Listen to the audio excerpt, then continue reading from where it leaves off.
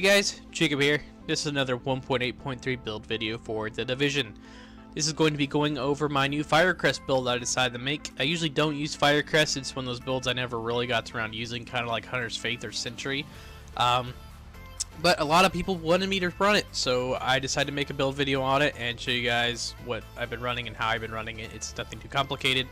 First, I'll get right into it. As you can see, I'm using the Urban MDR, the house, my blue pistol, and 6-piece Firecrest. First, I'll get right into the weapons. As you guys can see, I'm using the Urban MDR, 38.5 base damage, intense, deadly, and distracted.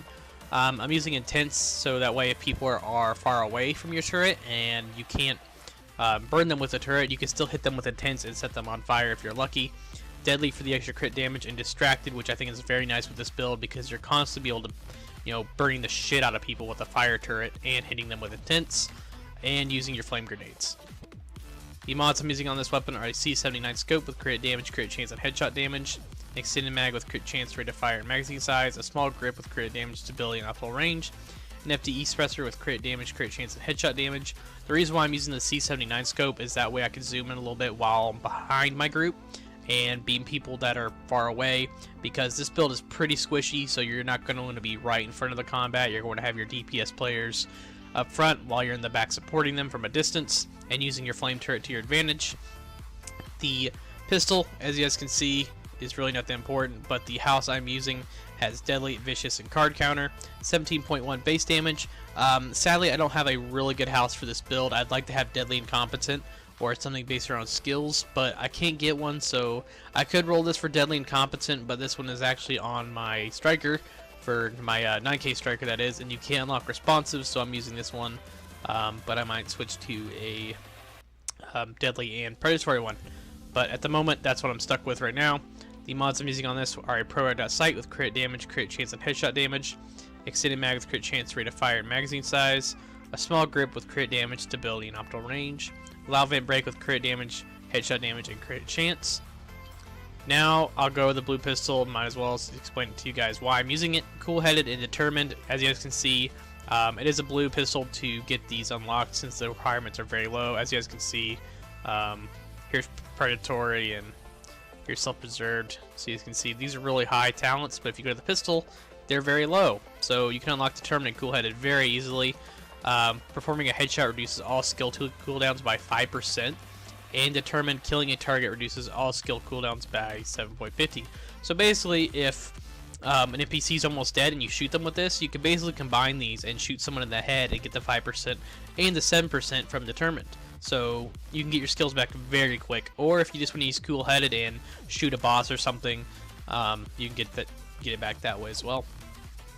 Now I'll get into the gear. As you guys can see, the chest piece is rolled for electronics, health on kill, and ammo capacity. The mods I'm using are electronics mods rolled for skill power. As you can see, these are 263. The mask is rolled for electronics, skill power, and disorient resistance, and has an electronics mod, which is 247. The knee pads are rolled for skill power, electronics, disorient, disrupt, and bleed. The mod on this is a skill power mod and a 4% turret damage mod. Now the backpack is rolled for electronics, skill power, and disrupt resistance. I just got this backpack the other day. That's why I've been kind of holding off on this build. I've been using another backpack to replace, which I'll go over.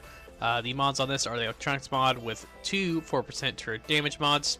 But the reason why I was using this build a little bit differently before I got the Firecrest backpack is because I was using this guy right here, which is inventive. Increased skill power by 15% while at full health. I've been kind of going back and forth between these two. If you don't have the backpack, I recommend using inventive, since if you don't have it, then use this instead, since you still get your skill power by 15% while at full health. But since I got the backpack now, I'm using the full 6-piece. The gloves are rolled for SMG damage, crit chance, and crit damage, and a firearms roll.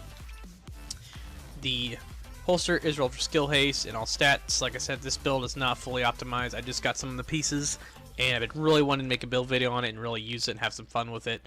The prototype performance mod is a 4% turret damage mod. Yes, I know you can get the electronics up to 10,000, but the stamina is still very low. But I want to have around 4,000 firearms and around 8,000 electronics to be able to, hurt people with the gun while hurting them with the turret and kind of combine those two things. But I might flip it and end up running, you know, 10,000 electronics on a different version of this in the future, but at the moment this is what I'm rolling with. Now I'll go over the weapon talents, or my bad, the weapon sheet, which is a character sheet.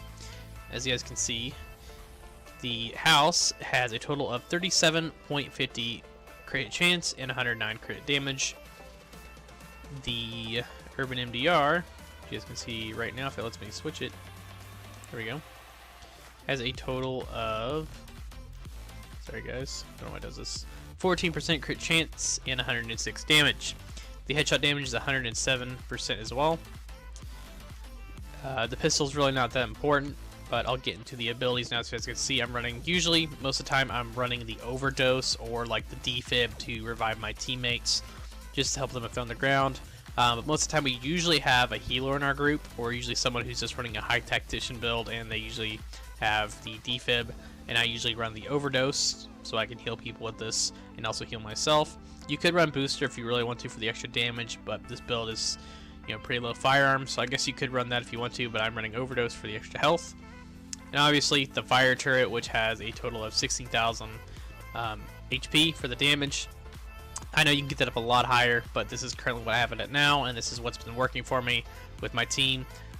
This build is not the main reliant of the team. This is more of something that just supports us if people are using Predator, or there's, you know, a shit ton of nomads and we need something to push them back, or if the whole server's being rogue police, which has been what I've been using this build for, to push people that are, you know, large groups. I think we fought like 9 guys the other night. They were all fighting 3 of us, and this build was being used to push them back in the subway to keep them away from us.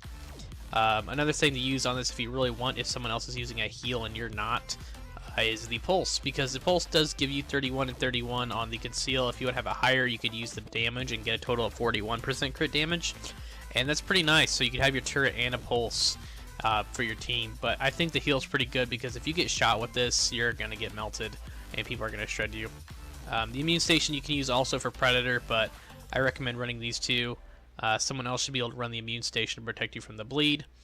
The talents I'm using on this are critical save to get the damage resistance for 20 seconds, so if you're running away from somebody or you're in the middle of combat.